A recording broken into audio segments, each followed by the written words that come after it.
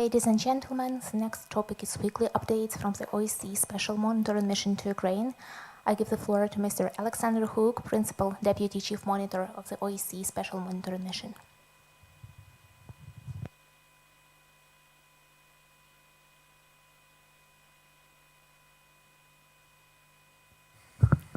Good afternoon.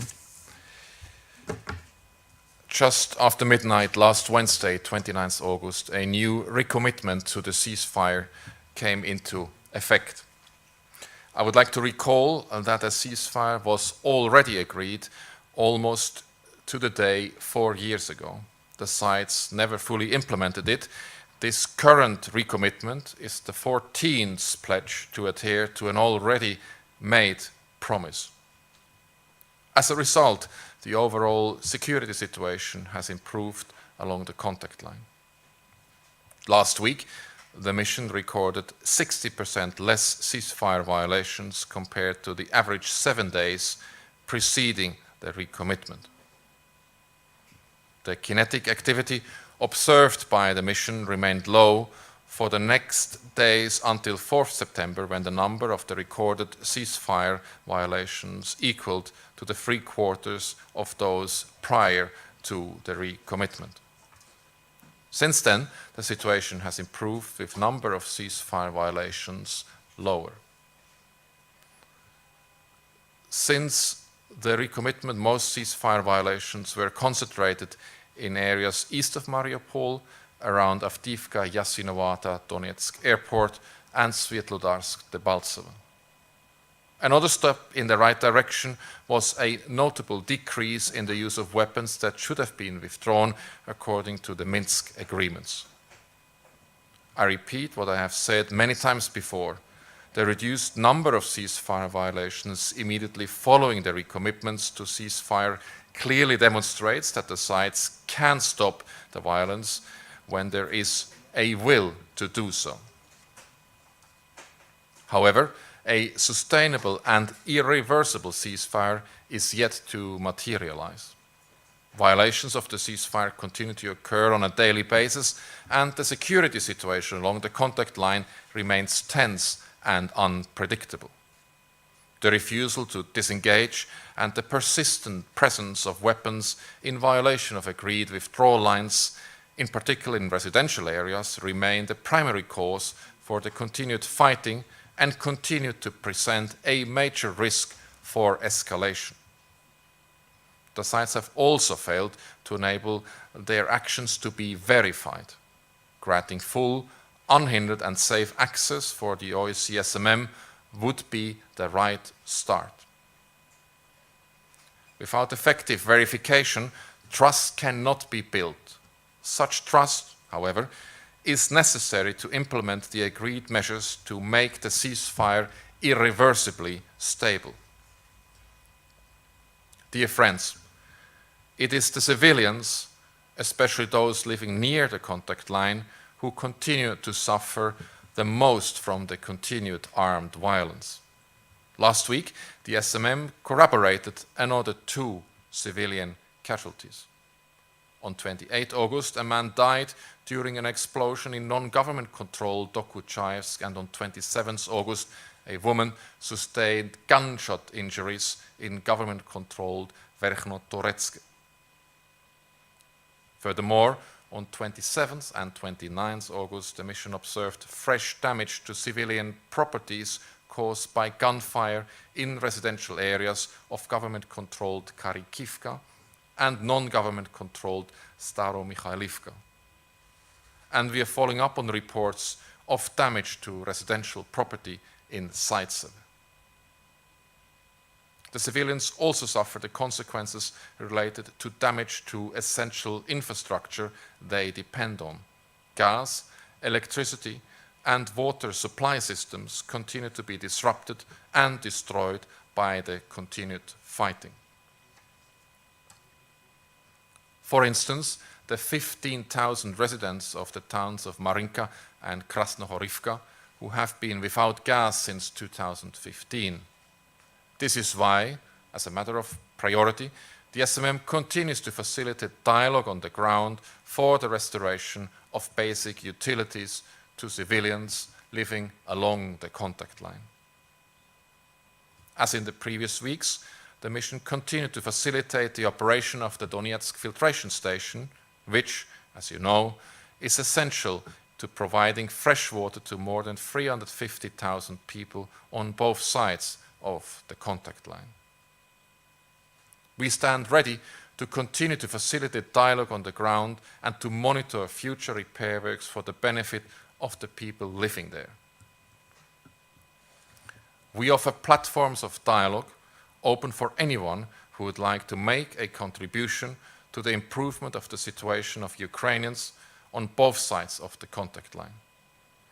We expect that those who do participate in these efforts do so in good faith. But ceasefire violations are not the only danger for civilians. The widespread presence of mines, unexploded ordnance, and other remnants of war put the lives of the local population at risk. Last week, the SMM continued to see large numbers of anti-tank mines, including some seen for the first time and near entry-exit checkpoints, exposing civilians to further dangers and affecting their freedom of movement. Here are just two examples. On 26 August, an SMM mid-range UAV spotted 15 anti-tank mines just north of a Ukrainian Armed Forces checkpoint near Marinka. On 28 August, in non-government controlled areas, an SMM UAV again spotted 16 anti-tank mines laid in 3 rows on the road between Holmivsky and Travneve.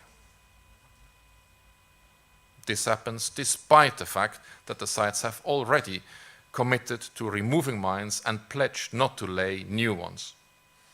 This is clearly set out in the Minsk Memorandum of 19 September 2014, as well as in the decision of the Trilateral Contact Group on mine action of 3rd March 2016. All sides must start to fully adhere to these commitments. On 29 August, during my trip to the east, we observed smoke from a wildfire at the entry-exit checkpoint in Novotroitske. A Ukrainian Armed Forces officer told us that the checkpoint was closed due to a wildfire and the risk of explosions from mines and unexploded ordnance. The mission facilitated a window of silence to enable firefighting activity.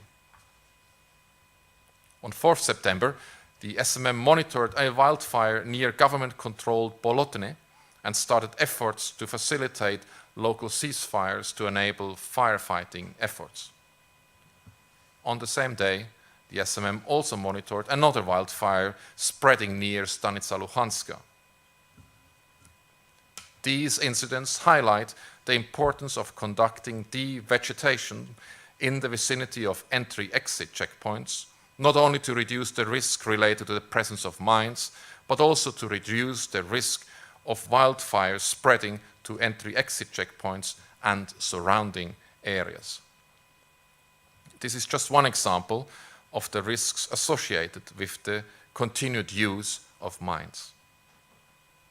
Dear friends, as you are well aware, an explosion took place last Friday in Donetsk city. The SMM heard the blast from its residency, located less than 200 meters from the site of the explosion. As a result of the explosion, Alexander Sakarchenko and one more person lost their lives. In addition, at least 9 people had sustained injuries. SMM staff was not harmed. In the following days, the SMM observed a calm situation in Donetsk city center and, as I've said before, the overall security situation along the contact line improved, though remains highly unstable. After the incident of last Friday in Donetsk city, the checkpoints of the armed formations near Khorlivka, Oleksandrivka, Olenivka, and Verkhno-Shirokivske in non-government-controlled area of Donetsk regions were temporarily closed. They were reopened in the afternoon of 1st September. In both Donetsk and Luhansk region, the SMM continued to observe hundreds of civilians in queues at entry-exit checkpoints waiting to travel across the contact line. At the Stanitsa Luhanska entry-exit checkpoints, a paramedic from the Ukraine Ministry of Emergencies told the SMM that on 31st August, a man in his 70s had collapsed on the bridge and died. At these entry-exit checkpoints, people, including elderly and children, still have to wait for many hours in long lines with minimal services, leaving them exposed to dangers such as shelling, small arms fires, and mines. The Stanitsa Luhanska entry-exit checkpoint remains the only crossing point in Luhansk region, and it allows pedestrian traffic only. Last week, the SMM was notified by the Ukrainian Armed Forces that the crossing point would be closed from 2nd to 7th September to complete construction works. On 2nd September, the SMM observed that the entry-exit checkpoint was closed and did not observe any pedestrians queuing in either direction. The SMM continues to call for the sites to open more crossing points, keep them longer open, and make them safe. Last week's events show that the mission continues to operate in an unpredictable and volatile environment. Access restrictions and security threats in particular continue to hinder the mission's ability to provide monitoring and verification. This remains of concern. Because security begins with trust. To be able to fully do our work, the sites need to take necessary measures to ensure safe and secure access for SMM personnel and assets throughout Ukraine. This is necessary for the mission to support the implementation of the Minsk agreements. Those responsible for restricting the SMM, whatever their intent, create reasons for continued mistrust between the sides, particularly to the extent that such restrictions prevented the mission's establishment of facts in relation to allegations, thereby undermining efforts to foster peace, stability, and security. Despite these challenges, the mission remains determined to fulfill its mandate and facilitate the implementation of the Minsk agreements. We owe it to Ukrainians on both sides of the contact line. The Ukrainians in Donbass and all across the country seek peace and normalization of the situation. And this is what the SMM relentlessly will continue to do, as stated in our mandate, to facilitate the dialogue on the ground in order to reduce tensions and promote normalization of the situation. The first signs following the recommitment to the ceasefire last week are encouraging and give us reason to hope. But more has to be done, much more. Words on paper now have to be translated in verifiable action on the ground. The sides must live up to their commitments and take immediate measures to stop the violence. Not for a week, not for two, but as long as needed to achieve a comprehensive, sustainable, and irreversible ceasefire. Thank you. Thank you. As far as I know, we have a question from Crimean youth.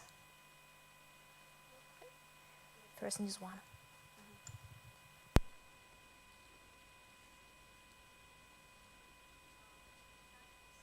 On 5th September, there was anniversary of the first Minsk agreements. Some call this help so that Ukraine has managed to avoid a large war with Ukraine. Others call it capitulation of Ukraine. 4 years have passed, the war is going on, and how OSCE would comment Minsk 1, was it useful for Ukraine or not? Thank you.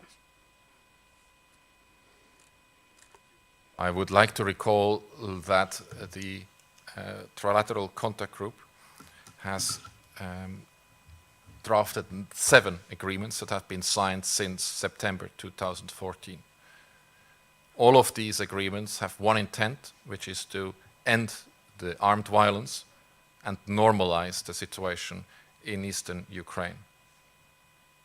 The task of the Special Monitoring Mission is to document how far these measures are being implemented or not, and the findings of the Special Monitoring Mission are regularly being made available on our website, available in 3 languages.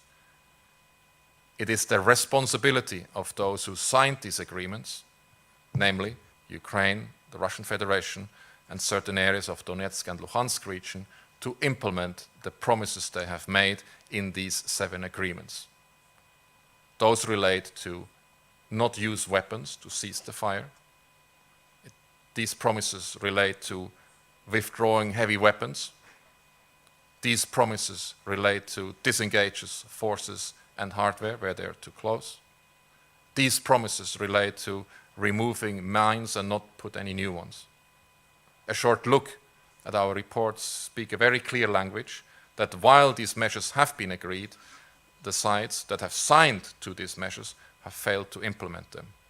If they would be implemented, the Special Monitoring Mission is convinced, because we have seen it happening, that the situation would improve, and in particular the lives of Ukrainians on either side of the contact line would be better protected. Thank you. Next question from Crimea News.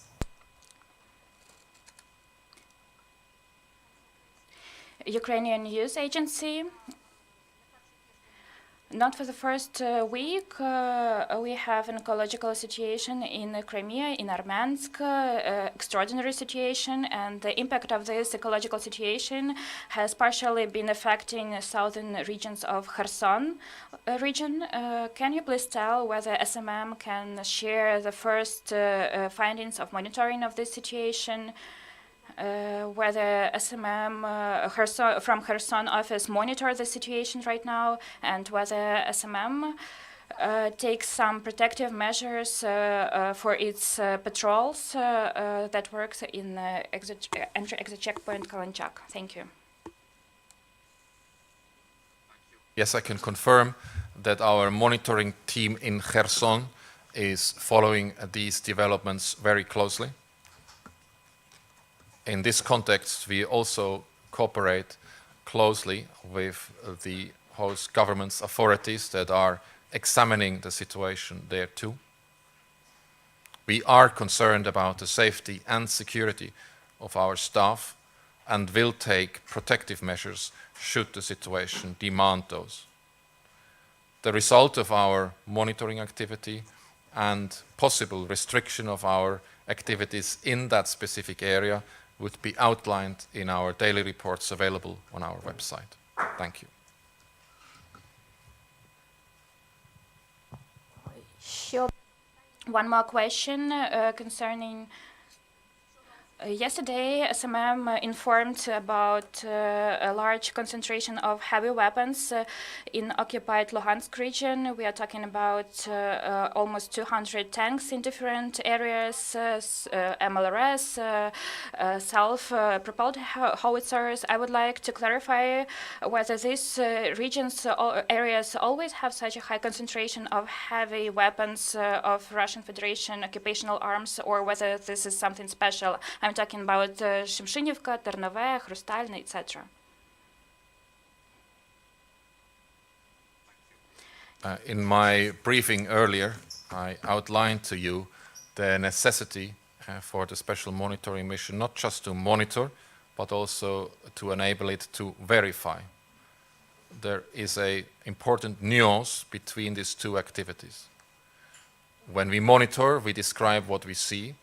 When we verify, we monitor as well, but we measure what we see on the ground against what the sites have told us that they would be doing. Without comprehensive inventories provided by the sites, and that applies to both sites at the contact line, it would not enable us to verify and make any concrete statement as to the number of weapons floating on either side of the contact line. These weapons are of concern, and these weapons should be withdrawn into areas where they can be verified as withdrawn to ensure that these weapons remain withdrawn. Thank you. Thank you. It seems we have no more questions for today, so thank you once again.